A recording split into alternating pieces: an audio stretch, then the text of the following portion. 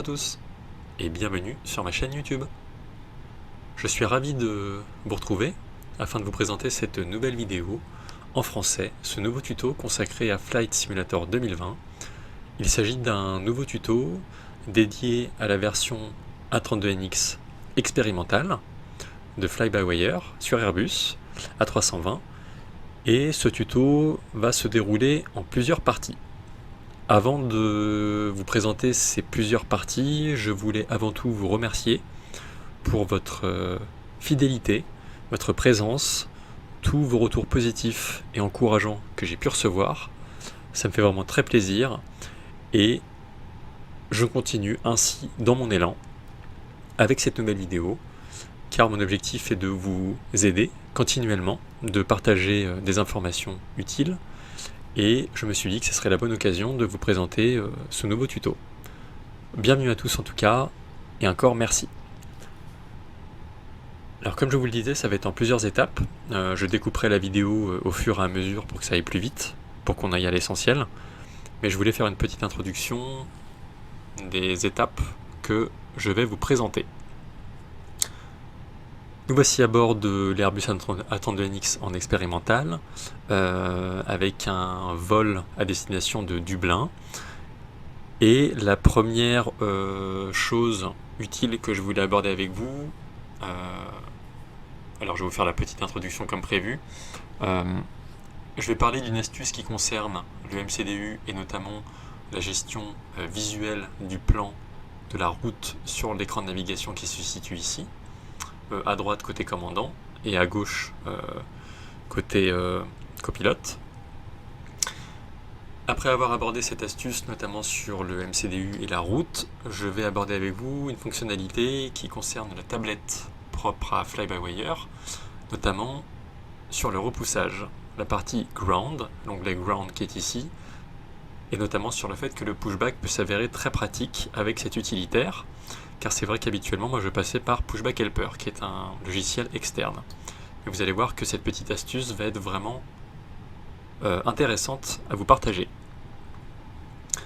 Une fois que j'aurai clôturé en tout cas ces deux étapes, pour le démarrage de l'avion, ou en tout cas au sol, une fois que j'aurai fait le décollage, puis la montée, et quand je serai en croisière, j'aborderai avec vous la fonctionnalité, en tout cas l'utilité du METAR, qui est un message ou un rapport d'observation météo pour l'aviation de manière générale. Et je vais vous montrer comment imprimer ce rapport d'observation météo à partir du MCDU, de l'ordinateur de bord, pour qu'il figure ici sur le pédestal. Ça permet d'avoir un support papier, ce qui est plutôt fun. À savoir que ce message, ce rapport d'observation météo, il est consultable sur l'onglet dashboard de la tablette. Il est ici pour l'aéroport de départ, ici pour l'aéroport d'arrivée. Mais moi je voulais avant tout partager avec vous cette fonctionnalité d'impression du rapport d'observation météo qui peut figurer ici et qui sera intéressant de décrypter. On verra ensemble les informations qui figurent sur ce rapport d'observation et en quoi ça peut nous être très utile. Voilà. Une fois que le METAR sera décrypté, enfin imprimé puis décrypté, on verra une fonctionnalité qui concerne la page progression ici du MCDU, qui a été innové et plus élaboré qu'auparavant par rapport aux anciennes versions. Et vous allez voir que c'est intéressant de se pencher dessus. Et ce tuto se terminera par un atterrissage en Autoland à Dublin, car la météo n'est pas favorable. Et vous allez voir que la visibilité est vraiment réduite. Et l'intérêt sera de pouvoir faire atterrir l'avion tout seul avec les pilotes automatiques en Autoland. C'est on va dire que c'est une innovation également de la part de Fly-by-Wire qui permet à cette version sophistiquée de pouvoir faire atterrir l'avion en pilote auto avec l'Autoland, à savoir que l'Autoland est à utiliser pour des atterrissages ou des approches avec faible visibilité. Et ce sera le cas pour Dublin. Et par conséquent, on l'utilisera. Voilà. C'était pour vous présenter ces plusieurs parties, en tout cas le sommaire.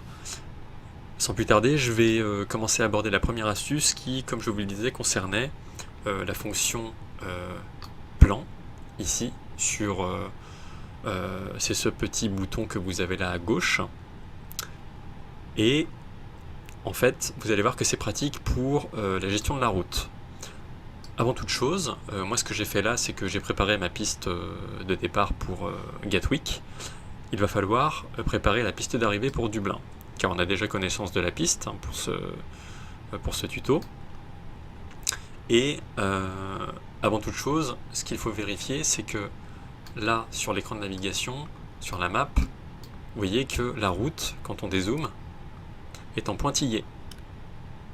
On peut cliquer sur plan également. Vous voyez que si on zoome, c'est en pointillé. Ce qu'il faut faire pour que la route ne soit plus en pointillé et qu'elle soit bien valide, c'est avant tout d'avoir sélectionné et activé le Flight Director. Et ce qu'il faut faire, c'est avoir un petit point jaune à côté de l'indicateur de vitesse pour le coup et du cap. Un clic vers le haut pour la vitesse. On a le petit point qui est ici, ce sera géré par le pilote automatique. Idem pour le cap. Petit point jaune ici. Et on voit bien qu'à présent, la route est passée en mode nav et que le trait est plein et non en pointillé. Voilà. Pas de trait discontinu, tout est OK. Pour passer à la fonctionnalité dont je vous parlais, c'est notamment la fonction plan. Cette fonction plan vous permet en fait de vous projeter sur votre route et de voir comment ça se déroule au niveau du tracé un peu plus loin sur le plan de vol. Une fois que plan est sélectionné ici, on peut se rendre compte que avec la flèche du bas ou la flèche du haut, en fait, la route, ici en tout cas le plan va bouger. Vous voyez, je continue de manière cohérente sur mon plan de vol, et on voit que petit à petit je vais me diriger vers Dublin. Et voici Dublin ici, c'est la destination. Je n'ai pas encore entré la piste d'arrivée ni la star. Je vais cliquer sur Dublin, arriver. Je sais déjà que je vais atterrir sur la piste 28 gauche.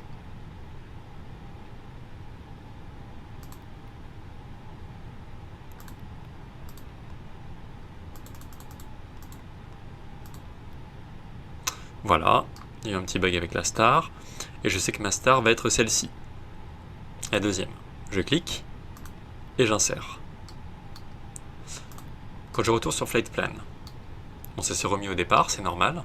Je vais refaire la petite manip que j'ai faite avant, dans le sens inverse, voilà, en arrivant directement par Dublin. Pour rappel, hein, la flèche du haut, quand vous cliquez dessus, vous fait descendre. Inversement, la flèche du bas, quand vous cliquez dessus, vous fait remonter. Bon, là, j'ai cliqué sur la flèche du bas. On voit qu'ici, Dublin est ici, voilà, que on a bien le tracé de la route qui est cohérent par rapport à la star. Et si je continue tout le long, petit à petit, je vais revenir à mon point de départ. Voilà. En fait, l'intérêt de cette fonction plan sur le tableau de bord, et notamment de pouvoir la gérer avec la MCDU, en fait, c'est utile parce que ça vous permet d'avoir une bonne visibilité sur la route bien tracée sur la map, sur l'écran, de façon à ce que les points soient bien reliés entre eux, sans discontinuité et sans incohérence. Voilà. C'est une petite touche d'astuce qui peut être intéressante, puis ça vous permet de voir votre route orientée, en l'occurrence ici, vers l'ouest, bien vers Dublin, depuis Londres. C'est cohérent, ça vous permet d'avoir les 4 points cardinaux et de voir comment se positionne votre route en fonction de ces points. Ce que je voulais également vous montrer, je reviens sur Arc, qui est la position par défaut. On voit bien qu'ici je suis au point de départ, c'est cohérent, c'est parfait. C'est par rapport au pushback. Donc la tablette vous permet de procéder au pushback sans passer par un logiciel externe. Moi je passais par Pushback Helper, qui était certes vraiment top, mais là ça permet d'avoir un logiciel intégré à la tablette et de passer directement par ce logiciel en interne. Ça va plus vite, c'est pratique, et la petite astuce que je vais vous montrer vous permet d'aller plus vite et d'avoir le côté pratique en même temps. Donc c'est de joindre l'utile à l'agréable. Je vais partir du principe que nous sommes autorisés à effectuer le repoussage. Je vais me préparer à démarrer les moteurs. Je vais allumer la beacon en sachant que l'APU a bien été démarrée. Et on va appeler le pushback. Je clique sur le bouton ici Call Tug. Vous voyez que le camion se déplace. On va attendre que le camion ait fait son action au niveau du train d'atterrissage avant. Et ce que je voulais vous présenter, avant tout, c'est l'astuce qui permet de mettre cette fenêtre en surbrillance sur le coin supérieur gauche de l'écran, en appuyant sur la touche Alt qui se situe à droite de la barre d'espace. Vous voyez qu'en appuyant sur la touche Alt à droite de la barre d'espace, ça vous permet d'avoir le petit plus, et la petite loupe vous permet d'ouvrir la fenêtre qui est ici. Au moins, vous pouvez faire votre pushback en vous mettant à l'extérieur de l'avion pour bien guider le pushback, parce que c'est vrai que c'est un petit peu particulier, cette fonctionnalité est certes pratique, mais c'est à vous de diriger en fait le camion pour que le pushback se fasse correctement. C'est ce que je vais faire. Une fois que je suis à l'extérieur, on a eu le petit enclenchement qui s'est fait avec le camion, ce qui veut dire que le pushback est bien inséré. Je desserre le frein de parc, je vais démarrer le moteur numéro 2 et trajectoire vers l'avant. Voilà. Vous voyez que ça fonctionne en ayant ouvert la fenêtre ici avec la touche Alt droite. Et vous allez voir qu'en cliquant sur la flèche gauche, parce qu'on va faire un virage à gauche pour être aligné sur la taxiway, ça fonctionne également. Voilà. Ça fonctionne. Certes, c'est une astuce assez légère, si je puis dire, entre guillemets, mais ça vous permet d'avoir cette fonctionnalité efficacement et surtout de pouvoir guider votre avion au sol lors du repoussage. Essayez d'être au plus précis voilà, pour être sur l'axe, sur la taxiway. Je démarre le moteur 1 et j'effectue mon deuxième petit virage pour être aligné, faire en sorte d'être aligné. Je me prépare à arrêter le pushback. Voilà.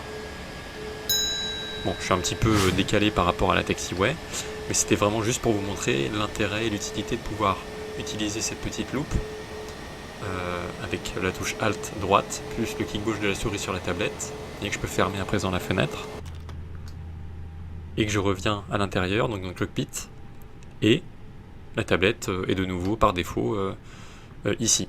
Voilà. C'était pour vous présenter ces petites astuces. Donc j'espère que ça vous a été utile. Comme prévu, je vais couper la vidéo, je fais effectuer le décollage, la montée, et une fois que je serai en croisière, on va voir ensemble le métard, et notamment le décryptage du métard, après l'avoir imprimé, et je vous parlerai de cette page progression qui se situe ici, et nous verrons à la fin, comme prévu, l'Autoland à Dublin, avec mauvaise visibilité, et voir comment le pilote automatique gère l'atterrissage automatique. Je vous retrouve dans un instant, et à tout de suite tout le monde.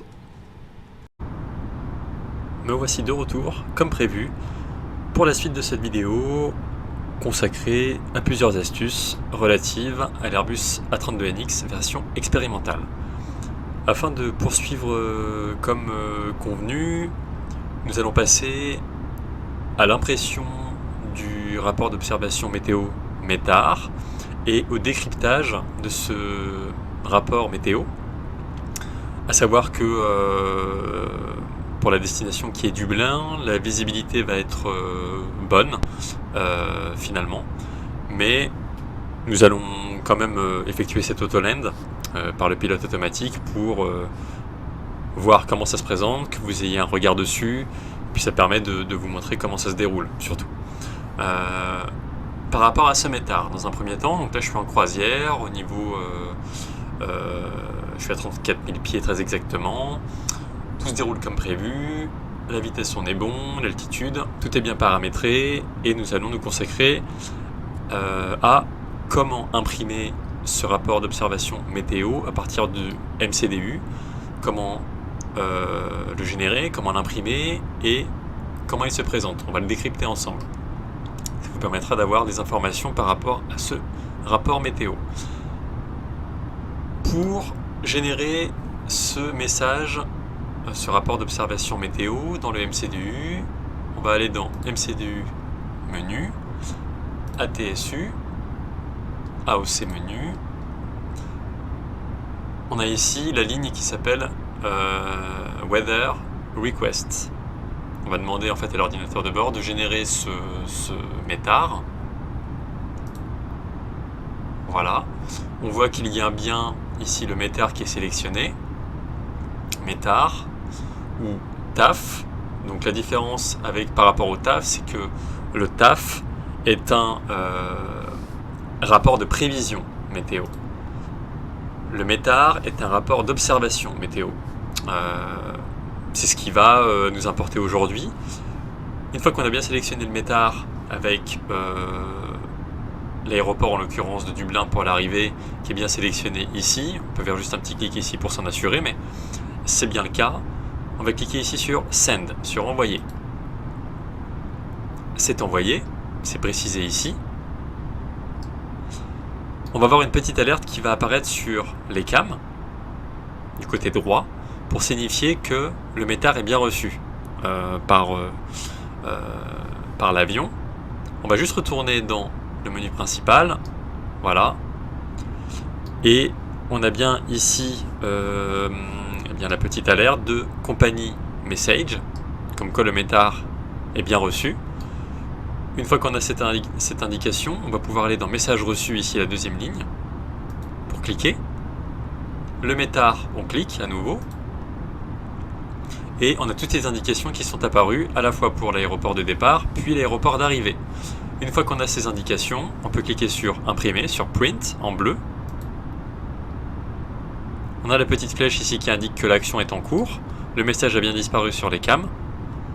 On attend un petit peu. Et on voit que le rapport d'observation météo est imprimé. On peut récupérer le document avec un clic gauche et on voit qu'il s'est bien ici positionné sur le pédestal automatiquement.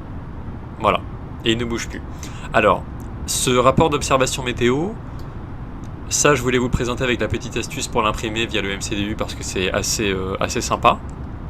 Sinon, on peut avoir le METAR ici qui est sur l'écran dashboard de la tablette, voilà pour rappel.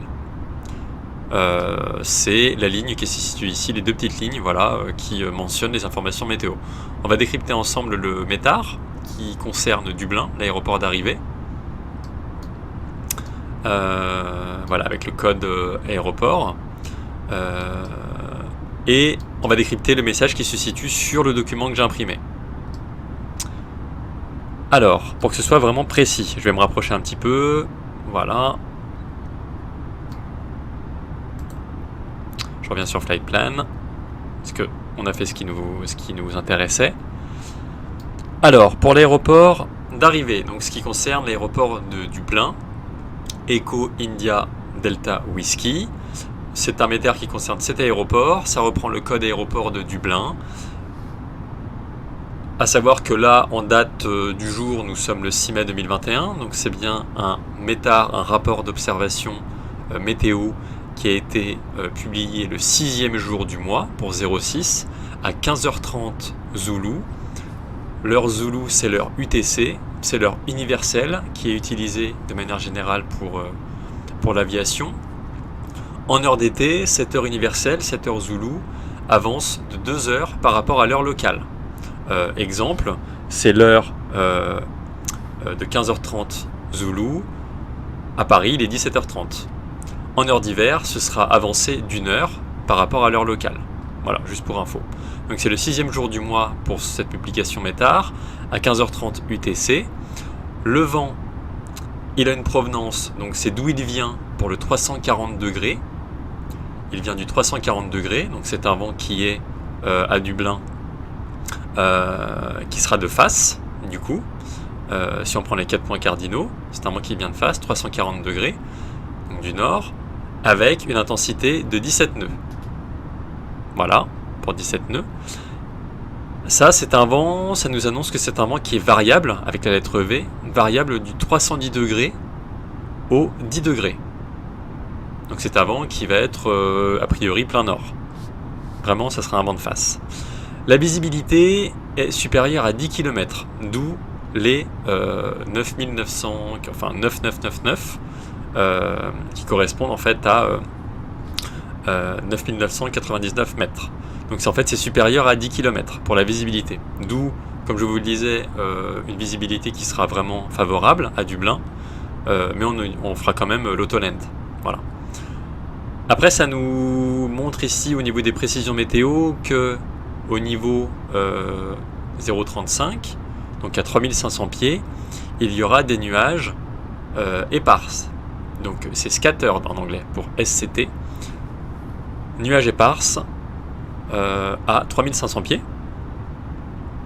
Ensuite, vous avez ici la température effective à Dublin, extérieure, qui sera de 12 degrés, slash la température du point de rosée, qui est relative à l'humidité, qui sera de 0. Et nous avons un QNH local qui est de 1009 à Dublin.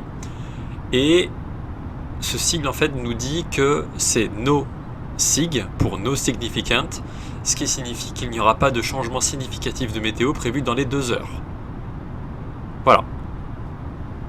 Ça c'était pour décrypter avec vous le METAR, voir comment ça se présente sur la feuille imprimée. Ce sont à peu près les mêmes indications qu'on retrouve dans l'ordre chronologique, tout de même avec des informations différentes, mais en tout cas pour Londres, Gatwick. Voilà. Avec le code aéroport, le jour de publication avec l'heure UTC à laquelle c'était publié, le vent d'où il vient avec son intensité, la visibilité, quelques nuages pour few, donc peu de nuages au niveau 0,28, donc en fait c'est à 2800 pieds. Pour des nuages épars à 4400 pieds, température extérieure 9 degrés Celsius, la température du point de rosée relative à l'humidité pour 0 degré et le QNH de 1006. Voilà. Ça c'était par rapport au METAR. Une fois que c'est fait, ce que je voulais aborder avec vous, c'est l'intérêt de la page progression ici sur le MCDU. On va cliquer dessus. Et c'est une innovation également qui a été apportée sur cette version expérimentale. Je n'ai pas encore vérifié si ça avait été le cas sur la dernière version stable ou la version développeur. Mais en tout cas, sur la version expérimentale, ça fonctionne et c'est vraiment efficace et pratique. L'intérêt de cette page progression est qu'on peut en fait avoir un regard sur la distance qu'il nous reste par rapport à un point donné. Là, en l'occurrence, je sais déjà que je vais atterrir, si je veux regarder, sur la piste 28 gauche à Dublin. Donc, je vais aller sur progression. Je vais taper le code aéroport de Dublin. Echo India Delta Whiskey. 28 gauche. Que j'ai inséré ici sur la ligne tout. Et on voit qu'au niveau de la distance, il nous prévoit 121 nautiques miles. À savoir que cette distance va forcément différer de la distance qui nous est indiquée sur la plage Flight Plan, et encore de très peu. On a 122 nautiques miles environ. Là on est sur 119. En fait, il prend en compte 119 nautiques miles sur la page progression, parce qu'en fait, ça va être une trajectoire qui va nous mener jusqu'à Dublin, mais de manière en ligne droite. Ça va être une trajectoire vraiment en ligne droite. Là vous voyez qu'au final on aura un petit virage pour la phase finale qui va impliquer d'avoir une distance un tout petit peu plus longue sur le flight plan. Voilà. Mais au moins cette page progression vous permet de voir combien de temps il vous reste et bien à quelle distance vous vous situez par rapport au point souhaité. Voilà. Et de voir quelle distance surtout il vous reste quand c'est une ligne droite, sans tenir compte des virages. Bon, c'est une petite astuce qui peut s'avérer utile pour l'un d'entre vous, par exemple. Voilà, c'était juste pour vous partager ça. Le point qui peut être ici, alors on peut insérer n'importe quel point. Si je veux insérer le point d'interception ILS, qui est pour le coup le point LAPMO, je vais l'insérer ici, je vais écraser ce point là, clear, LAPMO, je l'insère. Voilà. On voit bien qu'il nous reste environ, pour aller au point LAPMO, qui est le point d'interception ILS à 3000 pieds, environ 100 nautiques miles. Voilà, bon, ça vous permet d'avoir un regard sur la distance qu'il vous reste en fonction du point où vous voulez vous rendre. Ça peut être utile si jamais la radio est activée, ou vous voulez avoir plus d'informations, ou d'ajouter une touche de réalisme supplémentaire. C'était juste pour vous partager ça. Bon, j'espère que ça vous a été utile. Je vais continuer le vol. Ce que je vais faire, je vais vous retrouver au moment de la phase finale pour effectuer l'auto-land avec les bonnes démarches, et surtout s'assurer qu'au niveau de la page radio-navigation, la fréquence ILS de la piste en question est bien saisie. C'est le cas pour Dublin. On mettra l'avion en mode ILS avec le localizer et le glide slope pour qu'il puisse effectuer l'atterrissage comme il se doit. Je vous retrouve au moment de l'atterrissage pour l'auto-land, et voilà, à tout de suite. Me revoici comme convenu pour évoquer la suite et la fin de cette vidéo, notamment sur la phase finale et l'approche sur l'Airbus A32NX version expérimentale. Il s'agit, comme je vous le disais, d'une phase en auto-land. Alors cette phase d'atterrissage est notamment privilégiée pour les cas de faible visibilité, même dans le cas où la visibilité est nulle. Et dans ce cas-là, on parle d'approche ILS catégorie 3. Sans trop rentrer dans les détails, c'est vraiment l'approche, si je puis dire entre guillemets, qui aura une visibilité vraiment nulle. Et auquel cas, l'atterrissage, donc l'auto-landing, sera à effectuer. Là, c'est vraiment à tester. On se rend compte que la visibilité est plutôt bonne. C'est un petit peu couvert, mais ça sera au-dessus de nous. Et là, c'est vraiment pour vous montrer avant tout, par curiosité, comment se déroule l'auto-land sur la A32NX expérimentale, et surtout pour voir comment l'avion réagit. Parfois, il se peut que ce soit pas très précis, ça peut arriver.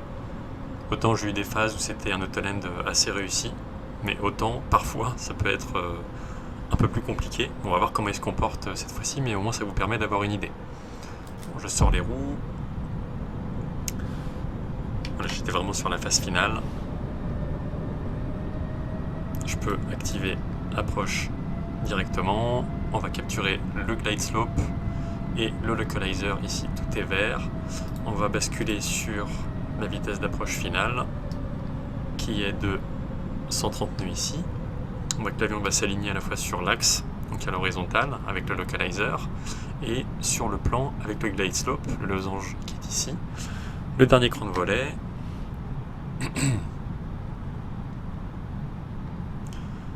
En s'étant assuré bien entendu que la fréquence ILS de la piste d'arrivée est bien insérée dans la MCDU, c'est le cas. Tout est au point.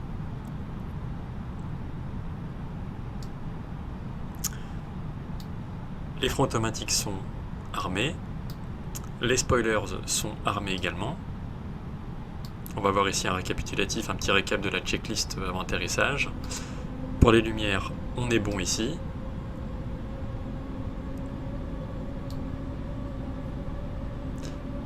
Et on va voir comment réagit l'avion pour cet atterrissage automatique. Je vais mettre l'altitude d'approche manquée, au cas où, c'est 5000 pieds. Pour le tail end, je vais également activer la P2. Voilà. Voilà pour les conditions. Ça a été donc AP1 plus AP2. Le flight director est sur off. L'autothrottle est bien armé. Il nous précise que nous sommes sur une catégorie 3, étant donné que nous avons activé la P1 et la P2. Bon, la visibilité est bonne, mais c'est vraiment juste pour vous montrer. Et on va voir comment l'avion se comporte surtout. Je me tiens prêt de toute façon à reprendre la main sur l'avion si je sens qu'il n'est pas au point au niveau de son comportement. Comme ça, je reprends la main avec le side stick, ma manette de puissance. On va également s'assurer qu'au niveau du papy, tout est bon. On est bien au niveau de l'axe horizontal, le localizer est bien centré. Pour le plan, on est bon. On voit qu'au loin, il y a, comme toujours, les lumières papy, blanches et rouges. Papy, donc c'est Precision Approach Path Indicator.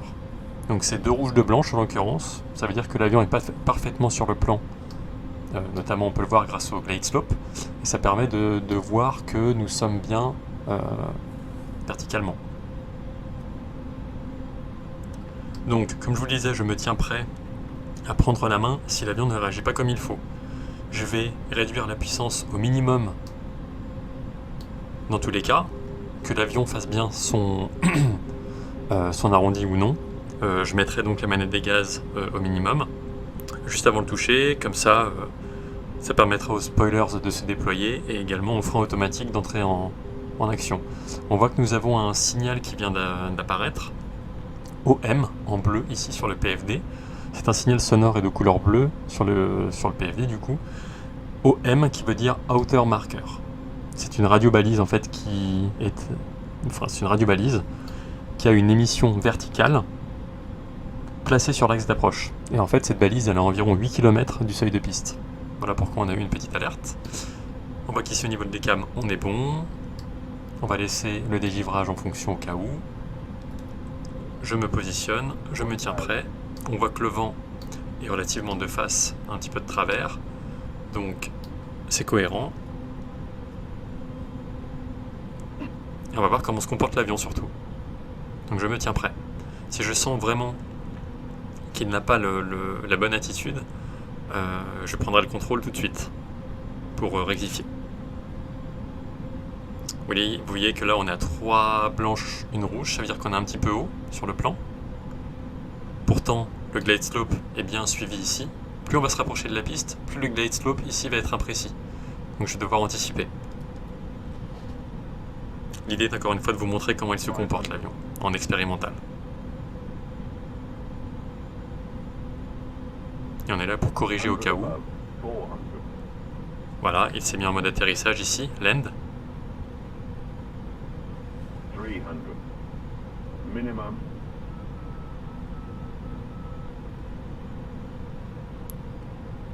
Je vais reprendre le contrôle, on est un petit peu haut.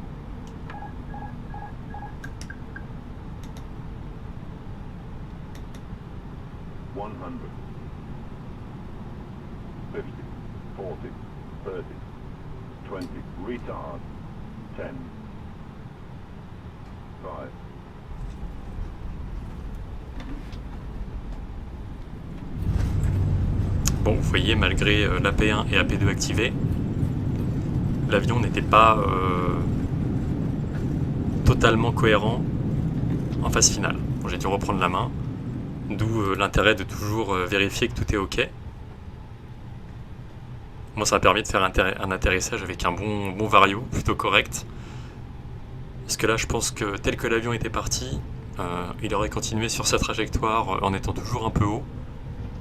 Et en fait, il a tendance à suivre le glide slope qui est sur le PFD. Donc, toujours être vigilant, toujours anticiper au cas où. Comme je vous le disais, il y a des phases où l'avion est parfois plus précis. Alors, ça peut dépendre des situations, peut-être du vent aussi. Mais voilà. Moi, ça permet de voir que la version expérimentale pour l'Autoland est précise, en fait, jusqu'au moment un petit peu avant le seuil de piste. Pour moi, ça permet de voir.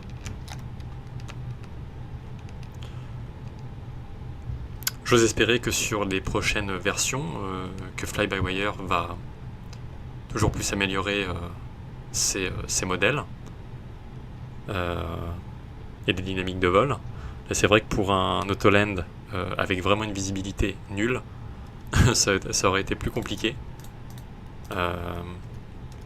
D'autant plus qu'en faible visibilité, c'est vraiment l'autolanding qui fait foi et qui permet à l'avion de se poser en sécurité.